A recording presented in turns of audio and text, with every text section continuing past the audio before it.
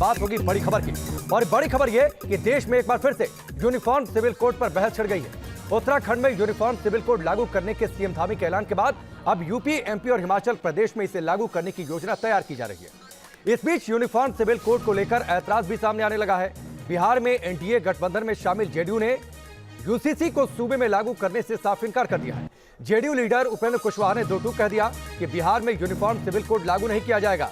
ये इस वक्त की बड़ी खबर है।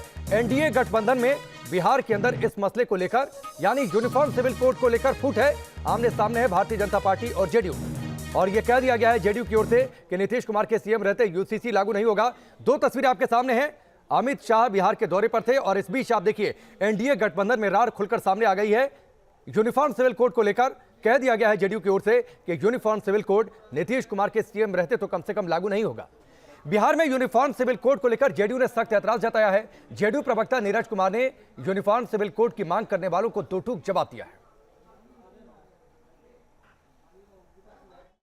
बिहार में एक बार फिर से कॉमन सिविल कोड पर चर्चा शुरू हो गई है। बीजेपी के कई नेताओं ने कहा कि देश में अब कॉमन सिविल कोड की ज़रूरत है।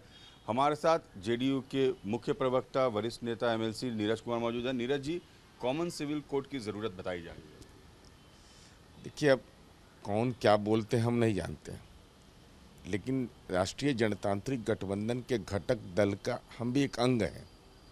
तो बिहार में तो एनडीए का 7 निश्चय पार्ट 2 चल रहा है। हमारी चिंता है कि समाज के सारे तबकों के जीवन स्तर का उन्नयन हो।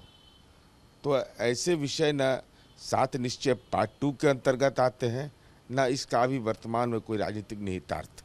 ये तो समान नागरिक संहिता कानून से परेशानी क्या है? अब इसके तो बहुत सारे मानक हैं ना भाई। समानता तो बहुत अच्छा लगता है, तो समानता से किसको परहेज होगा?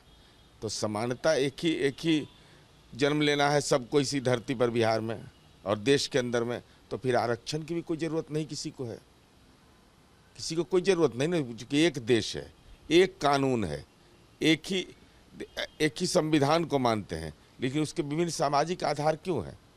तो ये विभिन्न सामाजिक आधार का मतलब है कि कोई न कोई सामाजिक पिछड़ापन को आधार बनाया जाता है।